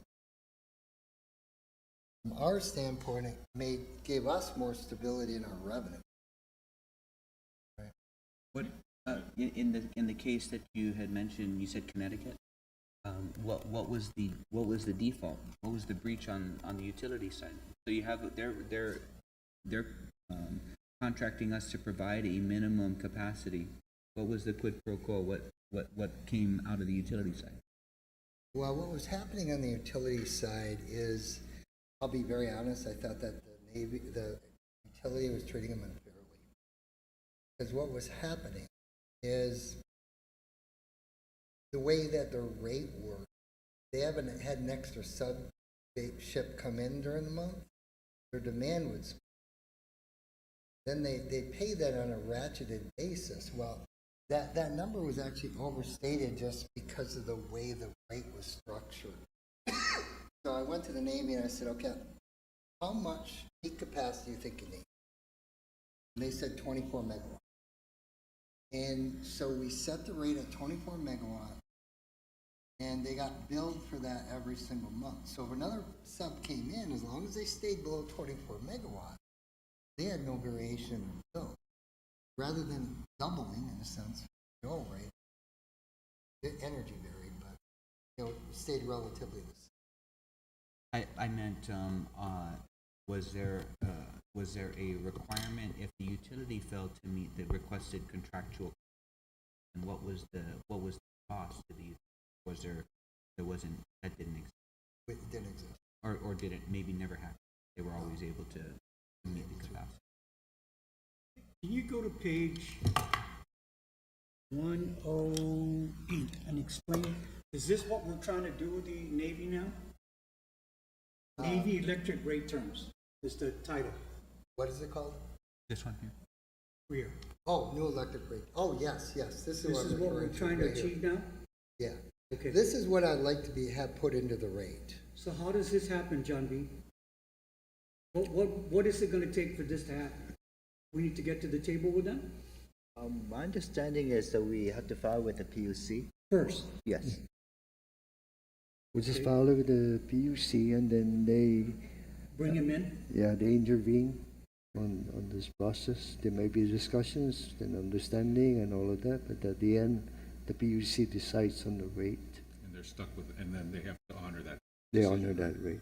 So you battle it out at the The PUC. PUC We'll will battle it out with be the the Navy. judge, but what we're saying is that they do have an impact on the rate. Clearly see that now. And the We size have- of the reserve. Have all and again, this was fine 20, 30 years ago, right, when we first, but right now, we're talking new power plant, we're talking the best we can do to align our capacity needs with that, the less costs we have, and then the less to everybody, right? So, and the PUC can, so it's no pun intended, it's just a realignment of this rate because of their special needs.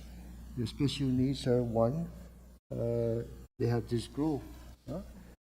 to, like what Mark's saying, they could have ships come in and out, right? So we gotta have reserve that capacity for that.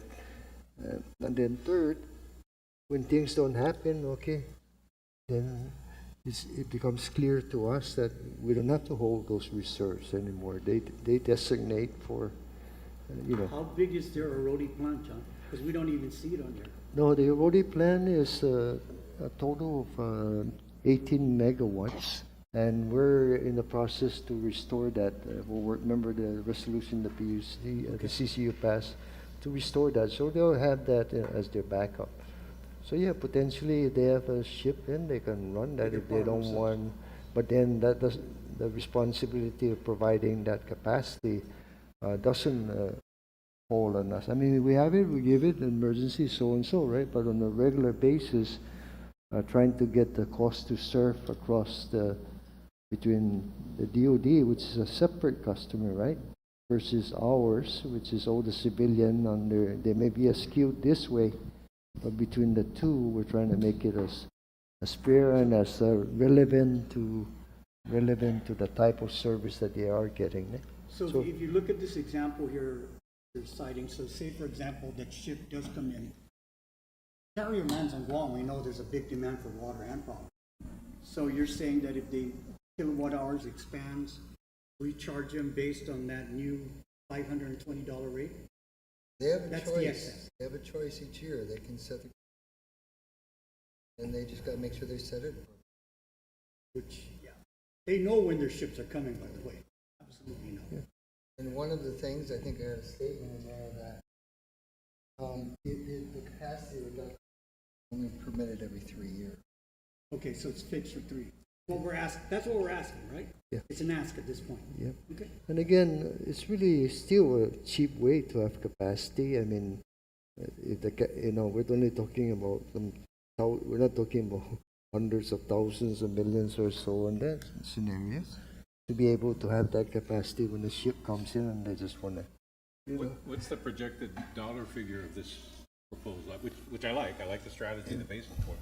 But what additional revenue, do you have that number, or I'm just No, curious? I'm gonna tell you, it's revenue neutral right now. Their peak is 46 megawatt. That rate is set for the 46 megawatt. The reality of it is, probably going to choose higher than 46. So that would be the increase in the revenue. So if they have 50, that would be 4,000 each month. It'd be 4,000 times the $43. And that would be an additional fixed charge every month. 16,000, I think. Which isn't millions. For DOD, that's a fart yeah, in the wind. and for carrier coming in and tying in, they might A just small fart in the wind. they can for charge DOD. them that price themselves, the DoD, right? Yeah, or they can, Yeah. yeah. The multiplier effect when they come in. But then, versus it 5,000 people sitting in our restaurants. it helps us make sure that that capacity is there, right? But that's what we want, yeah. Okay. That's what we're charging.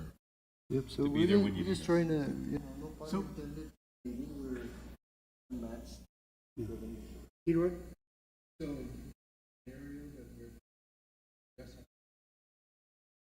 On this one, yeah, on just this one particular. Because it is only a transmission. Then on the other side, with full distribution for everybody. They pay only this much, then it is all the, Will this be part of our base rate package for Ukadu? Okay, so this is another piece of the base rate proposal. We need to pay for Ukadu, and we'd like to do something different with Navy, right? that reduces site. Which then helps us on the non-Navy side. For us, again, you look at, you're saying we're holding up this amount. Reserve. 21.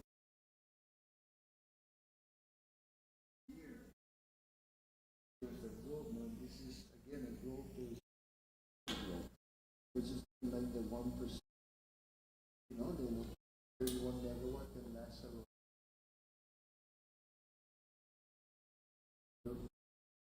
This on the record was that they want to almost double. Therefore, I have to take the mission. You see, is please talking about retiring, not even Yeah, consulting, but Here's our concern. they have to retire them now, because otherwise we won't have enough capacity to meet the. Yep. the- The growth of our key customer. Commissioner Dueñas, do you have any questions?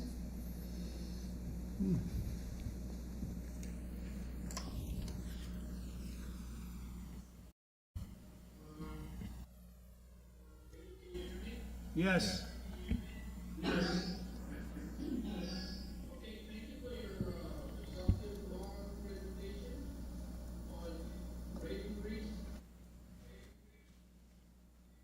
Make it louder.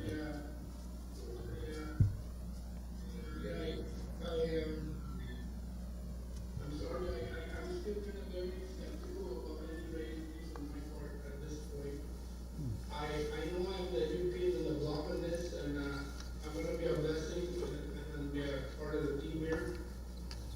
But I do understand that it is this board that needs to find the money and everything to support management and our consulting team. But, I like to see the other side of the coin and see a presentation on how do we decrease our,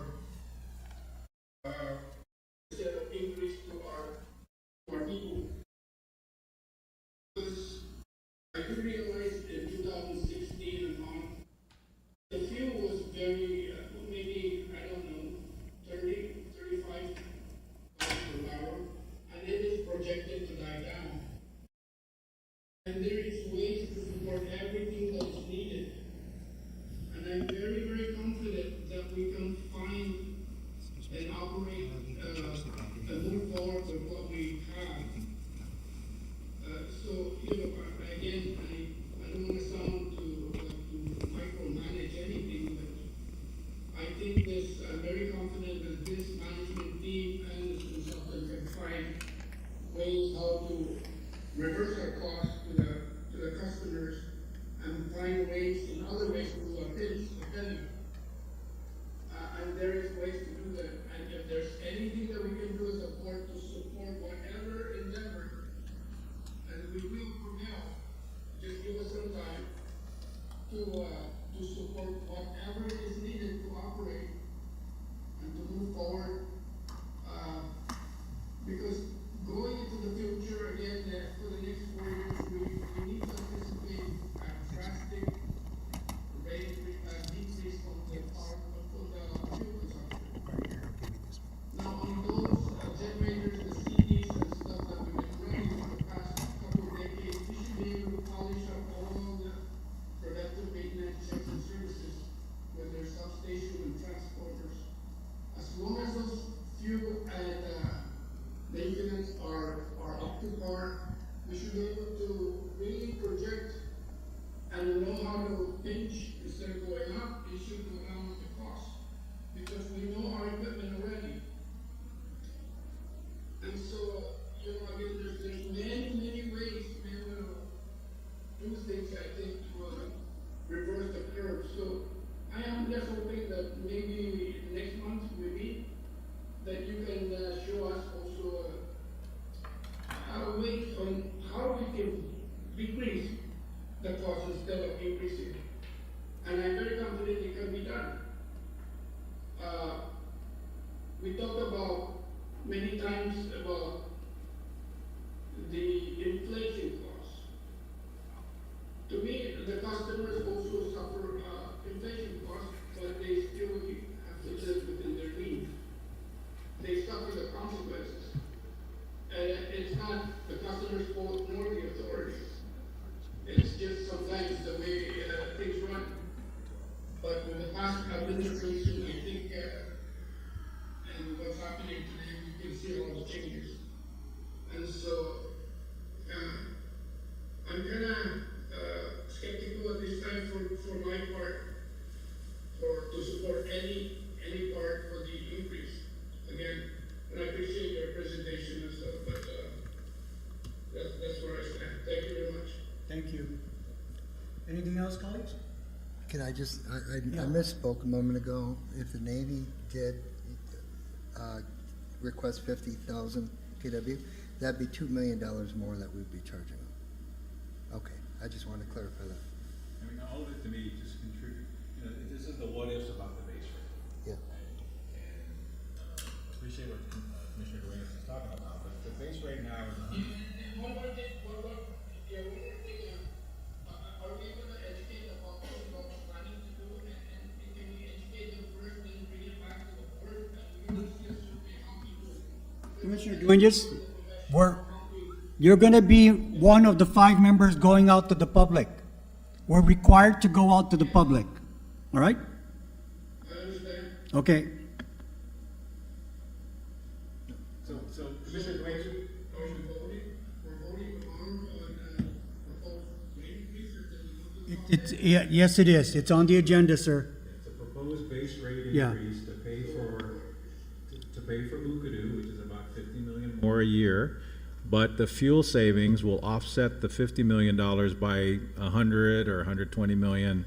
So when you save 120 in fuel, even though you're spending 50 for the new car, the new, more fuel-efficient generator, right? There will be a net reduction, and that's the number we've been talking, 15, 19%. 13%. So your goal of lowering the power bill is a shared goal. But in lowering the power bill, it's made up of 2 pieces. One piece has to go up a little bit so that the largest piece goes down a lot, and that's what creates a lower power bill for the ratepayer, which is what which we all campaign for. We want to provide reliable power at lower costs, and Ukadu is a big piece of it. But Ukadu is not free. You gotta pay for that generator, but it uses so much. Okay. I do understand that, Commissioner. I do understand that, but I think we can move forward with what we do and still get the blessings of the anniversary. Now, All right. Anything else, Commissioner Duenas? that's all for You're joining us tomorrow night, I believe, or is that gonna be a little bit out of your time zone? Our meeting is tomorrow night, starting at 5:30. Unfortunately, yeah. Okay? Move to adjourn? We're done with this particular work session. This is just a work session. Done? Yeah. Okay, I move Okay. to adjourn the work session, Mr. Chair. All right, second? All right. Colleagues, we're done with the work session for GPA. We'll see you tomorrow night at 5:30. Yes, thank you. Thank you, everybody. so much for your time. Thank you for that. Thank you, Mark.